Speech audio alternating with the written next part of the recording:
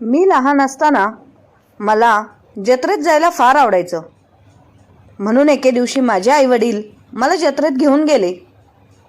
पण जत्रेत एवढी गर्दी होती की त्या जत्रेमध्ये आम्ही पाणीपुरी खायला ज्या ठिकाणी थांबलो, मी मात्र पाणीपुरीचा आनंद घेत राहिले आणि तेवढ्या वेळातच आई आणि बाबाची आणि आमची चुकामुक झाली आणि मी यात्रेतून त्यांच्यापासून दुरावली गेली.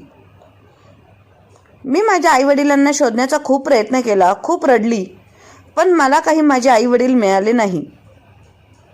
मग एक महिला माझ्याजवळ आली आणि म्हणाली, "तू कोण आहेस? तुझे आईवडील कुठे आहेत?" मग त्या महिला मला घेऊन तिच्या घरी घेऊन गेली आणि मला एका निपुत्रिक जोडप्याला विकले. मी त्यांनाच मम्मी पप्पा म्हणू लागले. मी जेव्हा कॉलेजमध्ये जायला लागले तेव्हा मला एका मुलावर प्रेम झाले. हे जेव्हा माझ्या पप्पांना कळाले तेव्हा त्यांनी जबरदस्तीने माझे लग्न दुसरीकडे लावून दिले. माझा नवरा मला रोज मारत होता. त्यामुळे मी कंटाळून घरातून पळून शहरात गेले आणि एका कंपनीत जॉब करू लागले. 1 महिन्यानंतर माझे बॉस बाहेरच्या देशातून परत आले आणि मला त्यांच्या केबिनमध्ये बोलावले. तेव्हा मी माझ्या बॉसला पहिल्यांदा पाहिले. तेव्हा त्यांना पाहून माझ्या पायाखालची जमीनच सरकली. कारण तर माझे नाव पूनम आहे आणि प्रत्येक मुलीसारखी माझी सुद्धा काही स्वप्ने होती. पण मला या स्वप्नांमुळे खूप मोठी किंमत चुकवावी लागली होती, जे मी पूर्ण आयुष्यभर विसरू शकत नव्हते. मला विश्वास बसत नव्हता की कोणी कोणासोबत असे सुद्धा करू शकते. जे माझ्यासोबत झाले होते, मी तर फक्त 7 वर्षांचीच होते. पण कोणीच माझ्यावर दया केली नव्हती आणि माझे आयुष्य बर्बाद केले. काश माझ्या आईने मला वाचवले असते तर हे सगळं घडलं नसतं. ज्याला ऐकून लोकांच्या अंगावर काटा उभा राहील, माझा संबंध एका अशा घराशी येतो जिथे फक्त गरिबी आणि गरिबीच होती. आम्ही 4 जण भाऊ बहीण होतो. बाबा कोणाच्या तरी दुकानावर काम करत होते आणि आई लोकांच्या घरी धुणीभांडी करायला जात होती. मी तर त्यावेळेस खूप छोटी होते, फक्त 7 ते 8 वर्षांची. त्यामुळे मला माझे बालपण एका स्वप्नासारख्या आठवणीत आहे. माझा एक भाऊ व बहीण माझ्यापेक्षा मोठे होते आणि एक भाऊ माझ्यापेक्षा छोटा होता.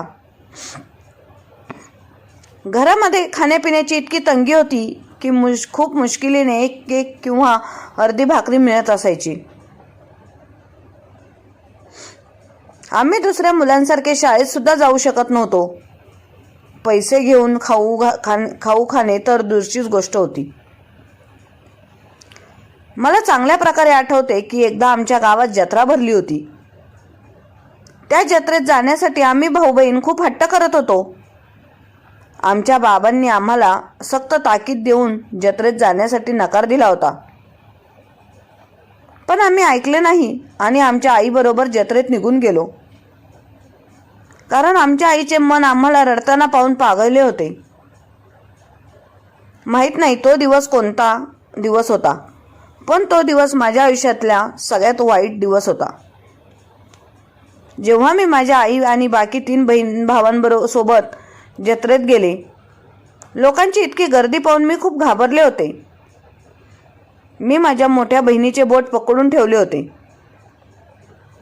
जत्रेत वेगवेगळ्या प्रकारचे पाळणे आणि खाण्यापिण्याच्या वस्तू पाहून आमचे मन नाचत होते.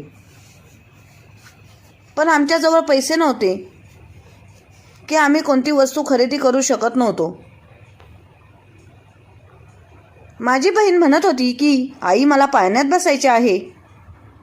तेव्हा मी सुद्धा म्हणायला लागले की आई मला जिलेबी खायची आहे. तेव्हा आई रागातच म्हणाली, माझ्याजवळ 1 रुपया सुद्धा नाही. तुम्हाला फक्त मी जत्रेत फिरायला आणले आहे. जत्रेचा झगमगाट पहा आणि लवकर घरी चला. पण अचानक जत्रेतील लोक इकडे तिकडे पळायला लागले.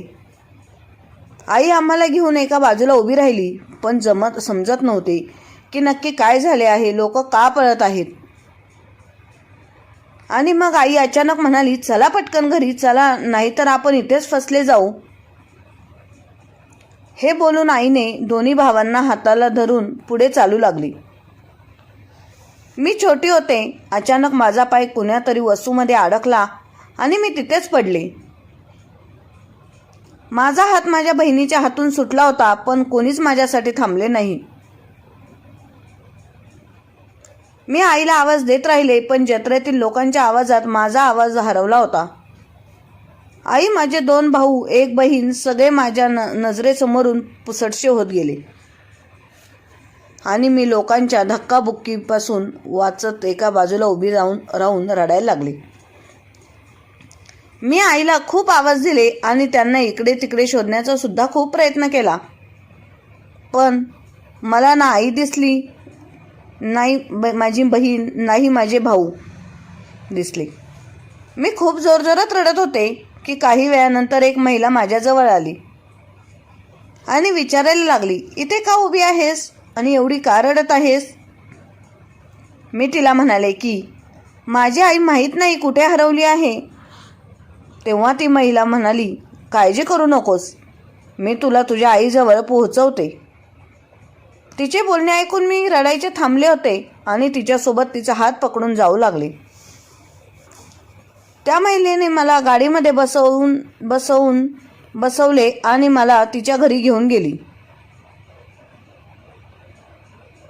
घरी आल्यानंतर ती म्हणाली की रात्र खूप झाली आहे, मी सकाळी तुला तुझ्या आईकडे घेऊन जाते. नंतर तिने मला जेवण दिलं आणि एक दुधाचा ग्लास प्यायला सुद्धा दिला. तेव्हा मी खूपच खुश झाले होते आणि पटकन जेवण घेतलं आणि दूध प्यायले आणि तिथे झोपी गेले.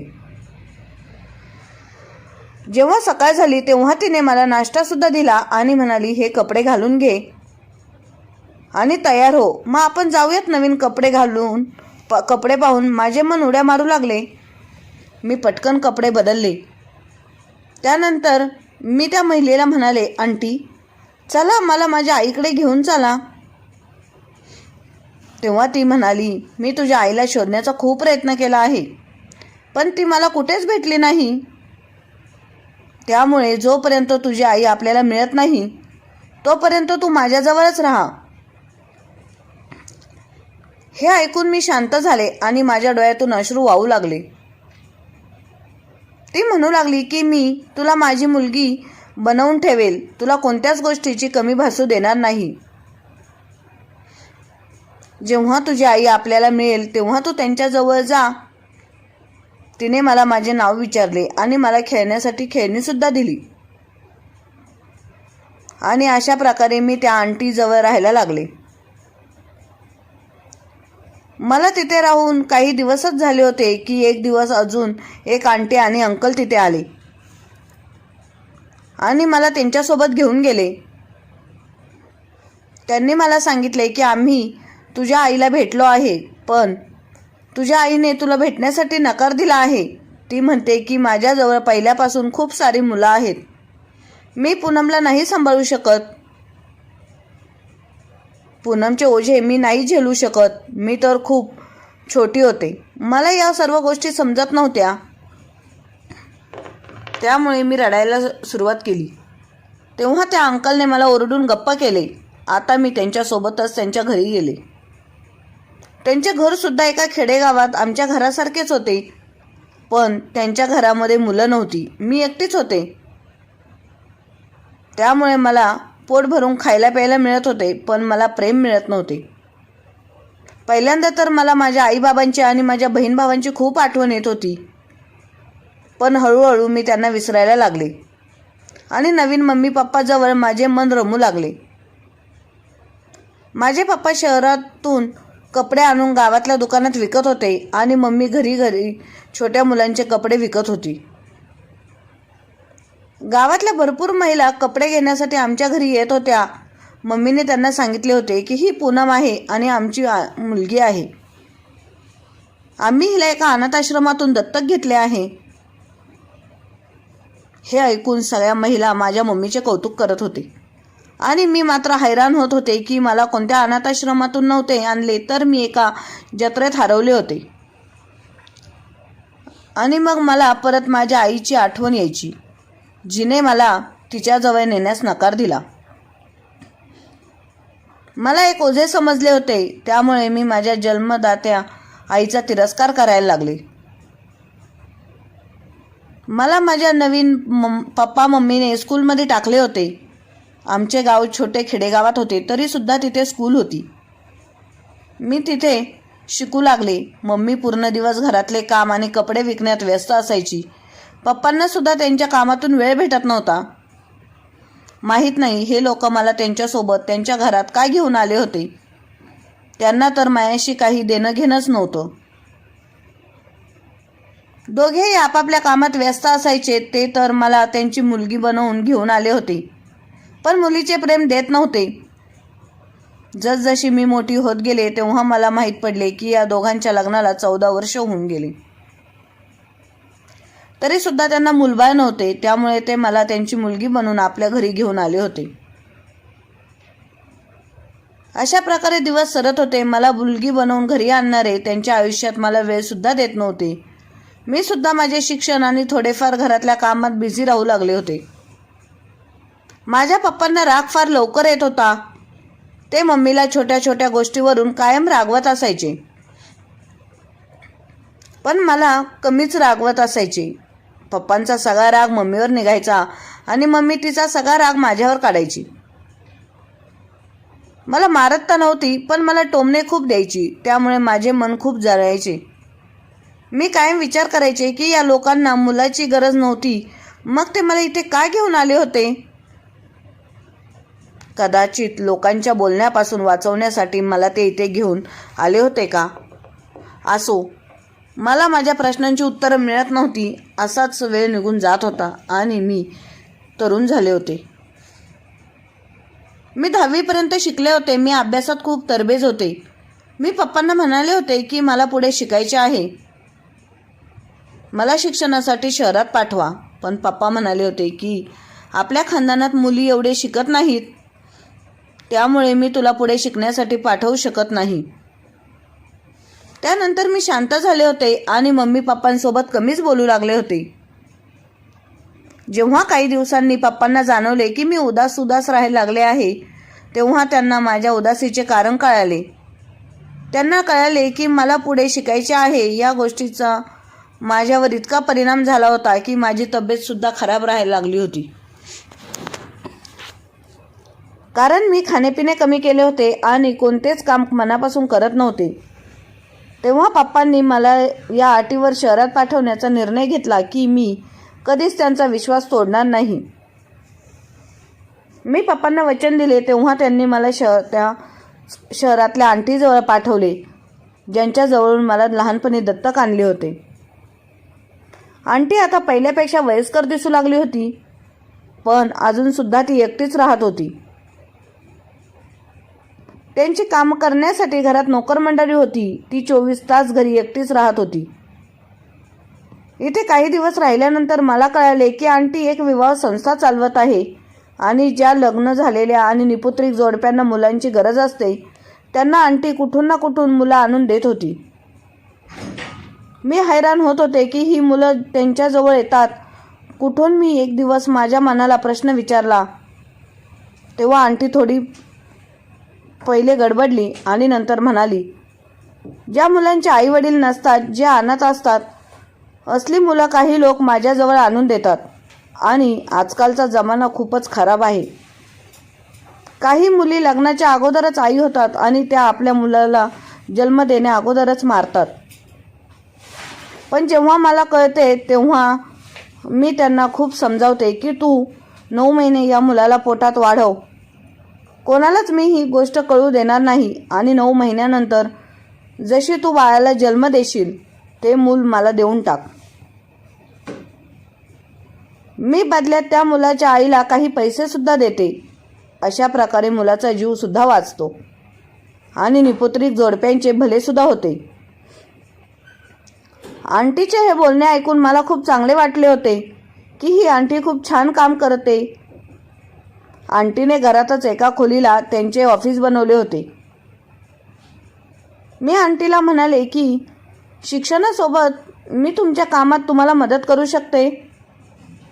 तेव्हा त्यांनी मला त्यांच्या कामाच्या हिशोबासाठी ठेवले, कारण माझी इंग्लिश खूप चांगली होती आणि मी हिशोब करण्यात सुद्धा हुशार होते.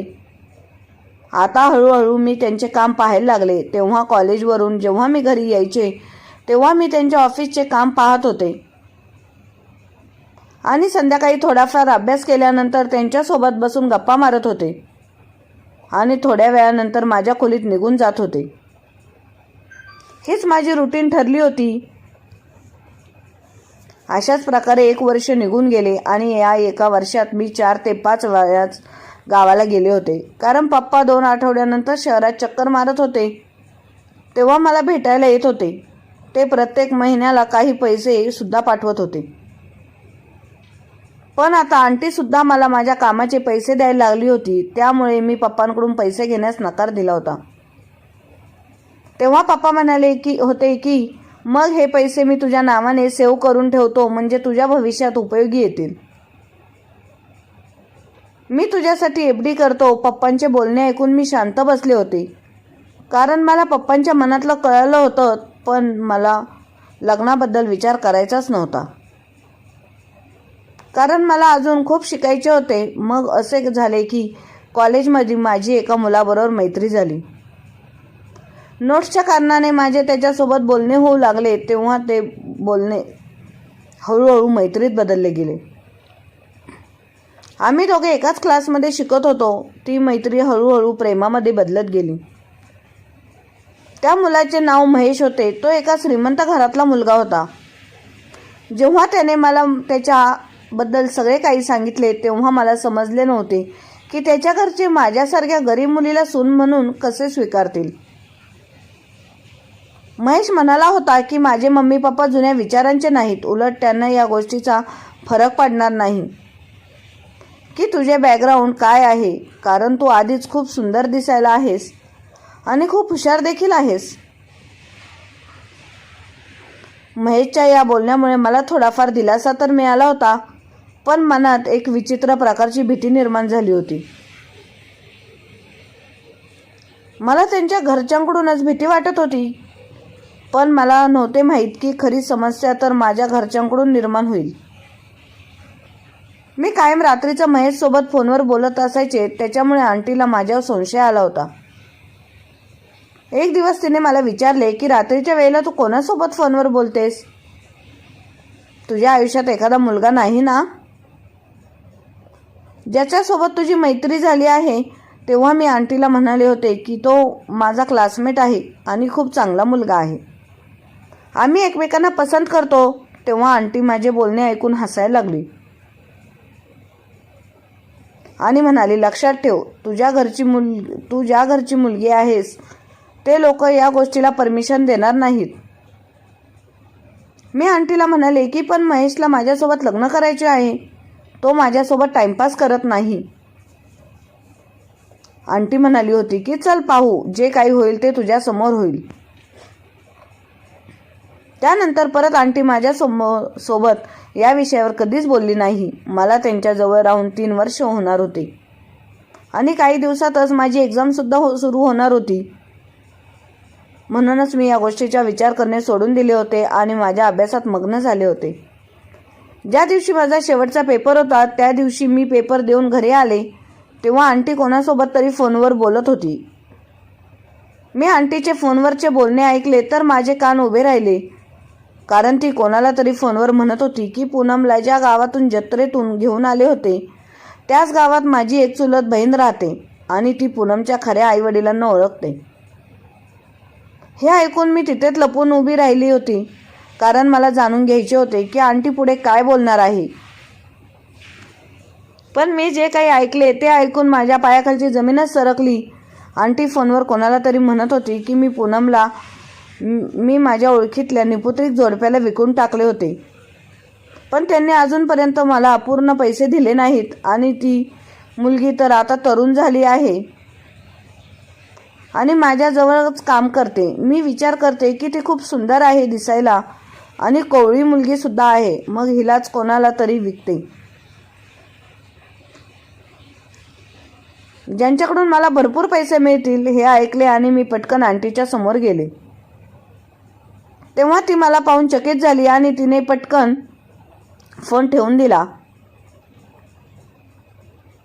मी तिच्याकडे शांततेत पाहत होते. तेव्हा ती मला म्हणाली, जर तू माझे बोलणे ऐकले असशील तर हे सुद्धा ऐकून घे की जे मी बोलत आहे ते सगळं खरं आहे. तुझ्या मम्मी पप्पांनी माझ्यासोबत एक रक्कम ठरवली होती. त्या रकमेमधला काही हिस्सा अजून सुद्धा बाकी आहे. आता तूच मला सांग, ती मला रक्कम मिळेल की नाही? मी माझ्या पद्धतीने वसूल करू. हे ऐकून मी तिथेच खुर्चीवर पडली. मी तिच्यासमोर हात जोडले की देवासाठी माझ्यासोबत असं तुम्ही करू नका. मी पूर्ण पैसे तुम्हाला देईल. दुसऱ्या दिवशी पप्पा मला घ्यायला आले तेव्हा आंटी समोर मी पप्पांना विचारले की मला किती पैशांमध्ये खरेदी केले होते ते अजूनपर्यंत तुम्ही या आंटीला पैसे दिले नाहीत. पप्पा हे ऐकून हैराण झाले आणि माझ्याकडे पाहत राहिले. त्यांना समजत नव्हते की मला हे सगळं कसे माहीत पडले. तेव्हा मी त्यांना सगळं काही सांगितले. पप्पा आंटीला म्हणाले की मी तुमचे सगळे पैसे दिले आहेत, मग आता तुम्ही कोणत्या पैशांचे बोलत आहात आणि या सर्व गोष्टी तुम्ही पूनमसमोर बोलायची काय गरज होती? तेव्हा आंटी पप्पांना म्हणाली, जे पैसे तुम्ही लोकांनी मला दिले होते, पूनम त्यावेळेस खूपच छोटी होती. तेव्हा मला माहीत नव्हते की ही तरुणपणा इतकी सुंदर दिसेल. मला अजून पैसे द्या, नाही तर मी माझ्या ताकदीने आणि वेगळ्या पद्धतीने पैसे कमवू शकते. मी तिथे अशी उभी होती की जसे काही मी कोणत्या दुकानात सामान पडले आहे, ज्याची बोलीच लागली आहे. माझ्या डोळ्यातून अश्रू वाहू लागले होते आणि माझे पप्पा सुद्धा खूप रागात आले होते आणि म्हणाले की जर तुम्ही असे काही केले तर मी तुमच्या विरोधात पोलिसात सगळं काही सांगेल. जो काही काळाधंदा तुम्ही करता तो मी सगळ्यांसमोर आणेल. इतकेच ऐकल्यानंतर आंटी थोडी घाबरली होती. मी सुद्धा हैराण होऊन पप्पांचे तोंड पाहू लागले. कोणत्या धंद्याबद्दल हे लोक बोलत होते माहीत नाही.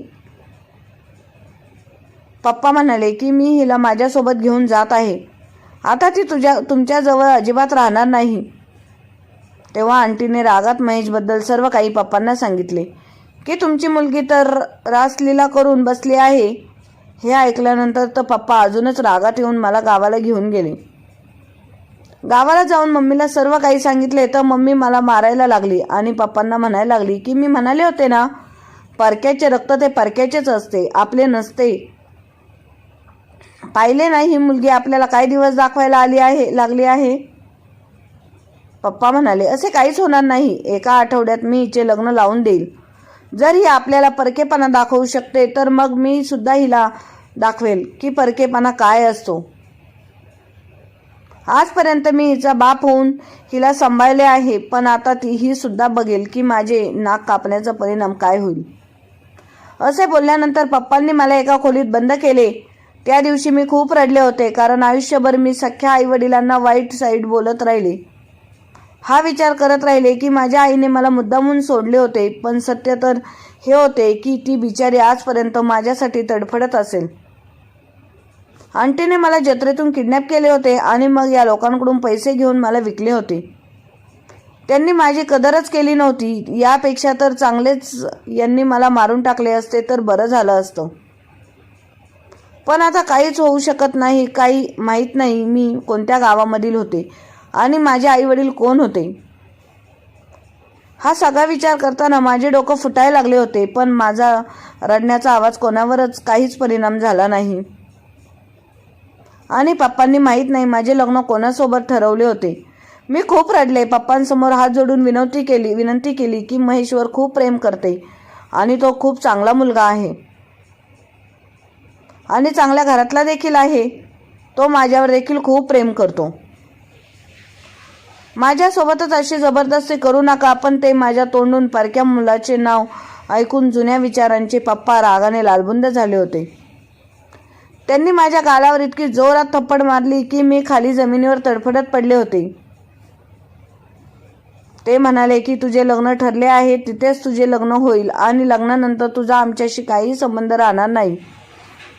आम्ही पहिले निपुत्रिक होतो आणि तुला त्या घरात पाठवल्यानंतर पण आम्ही निपुत्रिकच होऊ आणि असेच आयुष्य जगू. मग पप्पा असे म्हणाले होते. त्यांच्यानुसार एका आठवड्यातच माझे लग्न झाले होते. महेशचे प्रेम मनातल्या मनात मारून दिलीपची पत्नी होऊन त्यांच्या घरी आले होते. दिलीप हा खूप गरीब घरातला होता. तो त्याच्या आई वडिलांचा एकुलता एक मुलगा होता. त्याच्या वडिलांचा मृत्यू झाला होता आणि त्याची आई माझे जगणं मुश्किल करण्यासाठी अजूनपर्यंत जिवंत होती. दिलीप माझ्यापेक्षा 12 वर्षांनी मोठा होता. दिसायला सुद्धा वयस्कर वाटत होता आणि तो मला बिलकुल पसंत नव्हता. माहीत नाही माझ्या पप्पाने काय बघून माझे लग्न त्या दिलीपसोबत केले होते. त्यांची तर मी सख्खी मुलगी असते तर त्यांनी तिच्यासोबत कधी केले असते नसते माहीत नाही. त्यांनी माझ्यासोबत कोणता बदला घेतला होता जे माझे आयुष्य नरक बनवून ठेवले होते. माझी सासू खूप खडूसबाई होती, जिच्या तोंडून प्रत्येक क्षणाला असे काही ना काही निघायचे जे माझे डोके खराब करत होते. लग्नानंतर सुरुवातीला मी समजून घेण्याचा खूप प्रयत्न केला होता, पण दिलीप अडाणी, गावंढळ आणि जुन्या विचारांचा माणूस होता. जर मी चांगली तयार होऊन बसायचे ना, तेव्हा तो माझ्यावर संशय घेऊन लागायचा. म्हणायचा की कोणाला तरी भेटायला जाणार आहे, त्यामुळेच इतकी तयार होऊन घरात फिरत आहेस. इज्जतदार महिलांची ही लक्षणं नसतात. त्याचे हे बावळटपणाचे बोलणे ऐकून माझे मन अजूनच त्याच्या विरोधात जात होते. मला तर आता त्याचे तोंड सुद्धा पाहावेसे वाटत नव्हते. मी त्याच्यासोबत बोलणे सुद्धा आता बंद केले होते. आता तर हळूहळू दिलीपने माझ्यावर हात उचलायला सुद्धा सुरुवात केली होती. सासू माझ्याबद्दल दिलीपला नाही ते भडकवायची आणि दिलीप सुद्धा सासूच्या बोलण्यात येऊन मला खूप मारायचा. एक दिवस तर त्याने हद्दच केली. आपल्या आईच्या सांगण्यावरून दिलीपने मला काठीने मारले होते. तेव्हा माझा राग आणि माझ्यामधली तिरस्काराची आग भडकली होती. मी रागात दिलीपच्या हातातली काठी हिसकावून घेतली आणि जाऊन माझ्या सासूजवळ उभी राहिले. मी काठी वर उचलली आणि म्हणाले, जर यानंतर माझ्यासोबत असे काही केले तर मी ही काठी तुझ्या डोक्यात मारून तुझे डोके फोडेल. आता मी खूप सहन केले आहे, त्यामुळे इथून पुढे माझ्या नादी लागू नका. मी इतक्या जोरात बोलले होते की दिलीप आणि त्याची आई शांत झाली होती. कदाचित जखमी वाघीण माझ्या रूपात त्यांना दिसली होती. माझी सासू माझे हे रूप पाहून घाबरली होती आणि खोलीत जाऊन दरवाजा बंद करून घेतला होता. त्यानंतर माझ्या सासूने माझ्यासोबत बोलणे कमी केले होते, कारण ती घाबरली होती. त्यांना वाटू लागले होते की मी काहीही करू शकते. जेव्हा दिलीपच्या आईने त्याला भडकवणे बंद केले तेव्हा दिलीप सुद्धा शांत झाला होता, पण मी स्वतःला खोलीतच बंद करून ठेवले होते.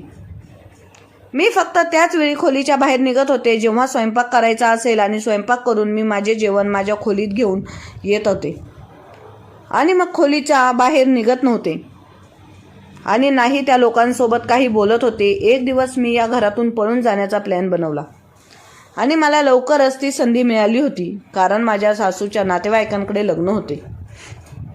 मी खराब तब्येतीचा बहाणा करून घरीच थांबत होते. जेव्हा दोघे आई आणि मुलगा लग्नाला गेले होते तेव्हा मी बॅग भरली आणि घरातून बाहेर पडले आणि त्याच शहरात गेले जिथे मी शिक्षण घेतले होते. ते शहर आणि तिथले रस्ते माझ्यासाठी नवीन नव्हते. मी सरळ माझ्या एका मैत्रिणीच्या घरी गेले होते. माझ्या मैत्रिणीने मला तिच्या घरात आसरा दिला होता आणि म्हणाली होती की तुझ्यासाठी जॉब शोधायला मी तुझी मदत करेन. मी 2 आठवडे तिच्या घरी राहिले. मग तिच्या पप्पांनी त्यांच्या ओळखीच्या माणसाला सांगून मला इंटरनॅशनल कंपनीमध्ये जॉब लावला.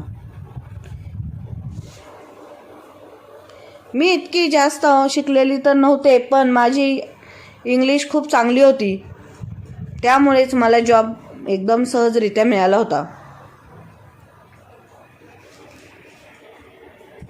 जॉब सुरू झाल्यानंतर मी हॉस्टेलमध्ये शिफ्ट झाले होते आणि मी एका चांगल्या वकिलासोबत बोलून घटस्फोटाचे पेपर दिलीपच्या घरी पाठवले होते, कारण मला माहीत होते की दिलीपसारखा मूर्ख अशिक्षित माणूस मला इतक्या सहजरित्या सोडणार नाही.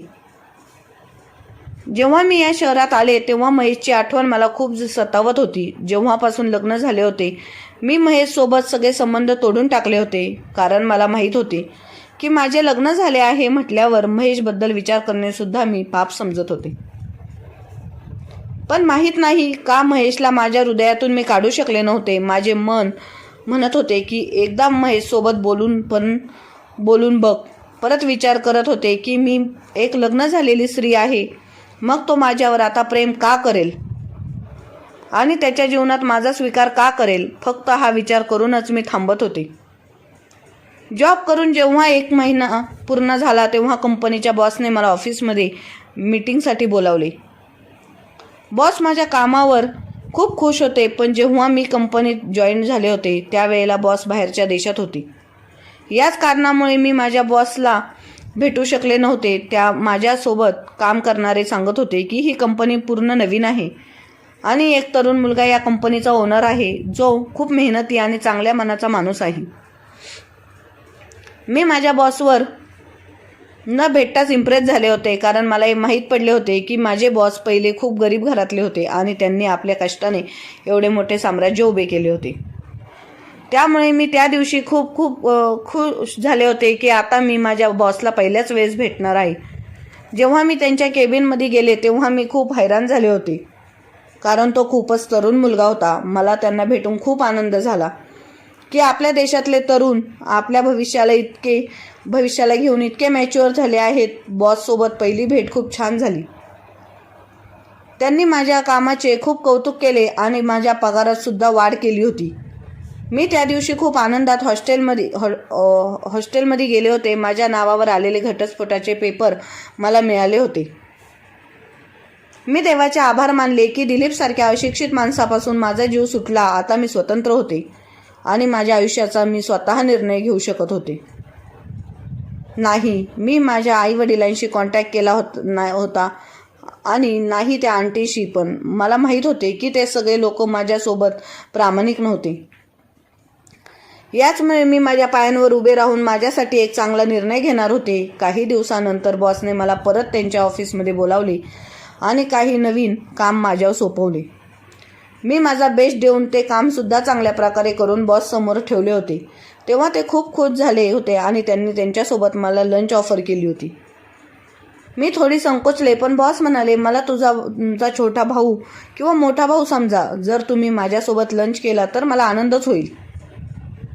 त्यांचे बोलणे ऐकून माझे मन भरून आले होते. मला माझ्या दोन्ही भावांची आठवण झाली होती, जे माझ्यापासून खूप वर्षापूर्वी दूर झाले होते.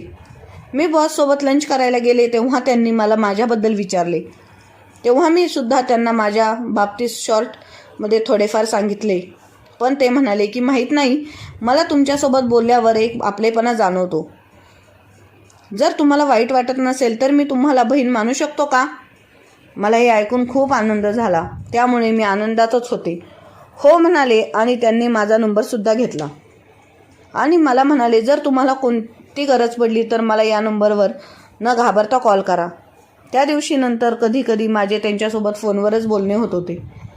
आणि एक दिवस जेव्हा माझी तब्येत खराब झाली आणि मी ऑफिसमध्ये गेले नाही तेव्हा मला बॉसचा फोन आला होता. ते म्हणाले होते की मी हॉस्टेलच्या बाहेर आलो आहे, तुम्ही लवकर खाली या. मी तुम्हाला डॉक्टरांजवळ घेऊन जातो. पहिलं तर मी त्यांना नकार दिला होता, पण त्यांनी माझे काहीच ऐकले नाही. मग मी खाली गेले. मला खूप ताप आला होता. ते मला क्लिनिकवर घेऊन गेले आणि डॉक्टरांनी मला काही औषधे लिहून दिली. परत त्यांनी मला जेवणाची ऑफर दिली. जेवण करताना गप्पा मारता मी त्यांना त्यांच्या फॅमिलीबद्दल विचारले. तेव्हा ते सांगू लागले की मी एका खेडेगावातला आहे. आम्ही 4 बहीण भाऊ आहोत. माझ्या आईवडिलांचा मृत्यू काही वर्षापूर्वीच झाला. मोठ्या भावाचे आणि मोठ्या बहिणीचे लग्न झाले आहे. दादा या शहरात त्याच्या फॅमिलीसोबत राहतो. मी बॉसचे बोलणे ऐकून विचारात पडले. त्यांना विचारले की तुम्हाला किती बहिणी आहेत? ते म्हणाले, मला 2 बहिणी आहेत, पण आता एकच आहे, कारण माझी एक बहीण लहानपणीच जत्रेत हरवली होती. हे ऐकून तडकन मी उभी राहिले आणि त्यांचे नाव घेऊन बोलवले. खरं तर माझ्या बॉसचे नाव प्रणव होते. आम्ही सर्वजण त्याला लहानपणी सोन्या म्हणून बोलवायचो. जेव्हा मी त्याला सोन्या म्हणाले तेव्हा तो उठून उभा राहिला आणि म्हणाला, तू माझी बहीण पूनम दिदी आहेस का? माझ्या तोंडून आवाजच निघत नव्हता. मी फक्त रडत होते. माझ्या भावाने माझ्या डोक्यावर हात ठेवून मला शांत केले आणि सरळ त्याच्या घरी नेले. त्याने सांगितले की जेव्हा तू हरवली होतीस तेव्हा आईबाबांनी तुला शोधण्याचा खूप प्रयत्न केले, पण तू कुठेच मिळाली नाहीस. जोपर्यंत जिवंत होते तोपर्यंत तुला शोधण्याचा प्रयत्न करत राहिले आणि तू एक दिवस भेटशील या आशेवरती हे जग सोडून गेले. मी आई वडिलांबद्दल ऐकून खूप रडले होते. मग मी प्रणवला बाकीच्या बहीण भावांबद्दल विचारले की ते कुठे आहेत, कसे आहेत. तेव्हा प्रणवने मला सगळ्यांबद्दल सांगितले. मी प्रणवला म्हणाले, मला माझ्या बहिणीला आणि भावाला भेटायचे आहे. प्रणव म्हणाला, दादा आणि त्याची फॅमिली याच शहरात राहतात. मी तुला त्यांच्याजवळ घेऊन जाईल. फक्त मोठी दिदी गावामध्ये राहते. माझे मन सगळ्यांना भेटण्यासाठी खूप बेचैन झाले होते आणि हे मला कोणत्या चमत्कारापेक्षा कमी नव्हते की सगळा परिवार असा अचानक भेटला होता. मग प्रणव मला माझ्याबद्दल विचारायला लागला.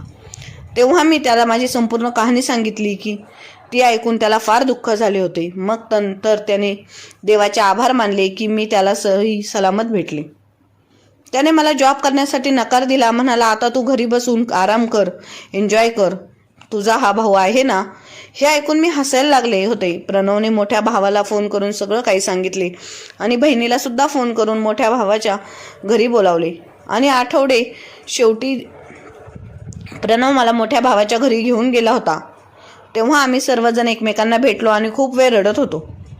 आम्ही खूप वेळ गप्पा मारल्या. माझी मोठी बहीण खूप चांगली होती. तिने आम्हाला खूप प्रेमाने ट्रीट केले होते. एक दिवस त्यांनी मला माझ्या पुढच्या आयुष्याबद्दल विचारले की आता पुढे काय करणार आहे, कारण त्यांना वाटत होते की मी लग्न करून सेटल व्हावे. तेव्हा माझ्या डोक्यात परत महेशचा विचार आला होता. मी प्रणवला म्हणाले होते की मला एकदा महेशला भेटायचे आहे. माहीत नाही, माझ्या मनात आशा होती की महेश अजून माझ्यावर प्रेम करत असेल आणि याच आशेवर मी महेशला भेटायला गेले. महेश तर त्याच्या वडिलांचा बिझनेस सांभाळायला लागला होता. माझ्याकडे त्याचा नंबर सेव्ह होता. मी त्याला फोन केला. त्याला फोन न करताना माझी बोटं थरथर कापत होती, पण मी हिम्मत करून त्याचा नंबर डायल केला. माझा आवाज ऐकून त्याला आनंद झाला होता. मी त्याला एका भेटायला हॉटेलमध्ये बोलावले. एकमेकांना पाहून आम्ही खूप खुश झालो होतो. महेशच्या डोळ्यात सुद्धा चमक आली होती. काही वेळानंतर मी त्याला माझ्याबद्दल सगळं काही सांगितलं, पण माझ्या लग्नाचे आणि घटस्फोटाचे ऐकून माहीत नाही महेशच्या चेहऱ्यावरची अचानक चमक गायब झाली. महेश म्हणायला लागला की आईवडिलांनी माझे लग्न ठरवले आहे आणि काही दिवसातच माझे लग्न होईल. मला त्याचे हे बोलणे ऐकून समजले होते की महेश एका लग्न झालेल्या आणि नंतर घटस्फोटित मुलीसोबत लग्न करू इच्छित नाही. मी परत माझ्या मनातल्या भावनांना आळा घातला होता. जर महेश त्याच्या जीवनात पुढे जाणार होता तर मी त्याला थांबवू शकत नव्हते. माझे बहीण आणि भावांनी मला खूप समजावले की मी दुसरे लग्न करावे, पण आता प्रेम आणि लग्न या त्याच्यावरून माझे मन उठले होते. मी सरळ सरळ नकार दिला होता की मी लग्न करणार नाही. सगळ्यांनी मला लाख समजावले, पण मी त्यांचे काहीच ऐकले नाही. शेवटी त्यांनी माझ्या हट्टापुढे हार मानली. काही दिवसानंतर आम्ही सगळ्यांनी मिळून प्रणवचे लग्न केले होते. हे लग्नाचे फंक्शन माझ्या जीवनातल्या आठवणीतले फंक्शन राहिले, कारण या फंक्शनमध्ये माझी सगळी फॅमिली माझ्यासोबत होती. जीवनात कशाचीच कमी नव्हती. फक्त मनामध्ये एक खालीपणा जाणवत होता. कदाचित मी महेशला माझ्या मनातून काढू शकले नव्हते. आणि मग मी ठरवले की आता मला स्वतःला माझे काहीतरी करायचे आहे आणि स्वतःच्या पायावर उभी राहायची आहे. मग पूनमने वेगवेगळ्या परीक्षा दिल्या आणि ती इंजिनियर झाली. इंजिनियर झाल्यानंतर तिने स्वतःच्या स्वबळावर कष्टाने खूप प्रॉपर्टी कमवली आणि ती खूप श्रीमंत झाली. काही दिवसानंतरच महेशच्या एका मुलीसोबत लग्न झाले, पण त्या दोघांचं काही पटत नव्हतं. त्यांच्या कशावरून तरी सारखे भांडणं होत असायची. घटस्फोट घेण्याचा निर्णय घेतला व त्यांनी वेगळा होण्याचा मार्ग स्वीकारला. थोड्या दिवसातच त्यांचा घटस्फोट झाला आणि ते वेगवेगळे झाले. असंच एकदा महेशच्या बिल्डिंगमध्ये पूनम एका कामासाठी गेली होती. तेव्हा महेशने तिला पाहिले. तेव्हा तो तिला म्हणाला, तू इथे कशी काय? तेव्हा तिने त्याला जे कारण सांगितले ते ऐकून त्याच्या पायाखालची जमीनच सरकली. तेव्हा तिने त्याला सांगितले की मी एक इंजिनियर आहे आणि माझे इथे एका माणसाकडे काम आहे, म्हणून मी आली आहे. मग असंच ते एकमेकांना भेटायला लागले आणि एकमेकांशी खूप गप्पा मारू लागले. तेव्हा असंच एक दिवस महेशने पूनमला आपला घटस्फोट झाल्याचं सांगितलं व त्याने पुन्हा तिला लग्नासाठी मागणी घातली व पूनमने होकार दिला आणि तिने आपल्या घरातल्यांना महेशशी लग्न करण्याचा निर्णय सांगितला. घरातल्यांनी तो मान्य देखील केला आणि त्यांनी त्याचे लग्न लावून दिले व त्यांचा सुखी संसार सुरू झाला. धन्यवाद.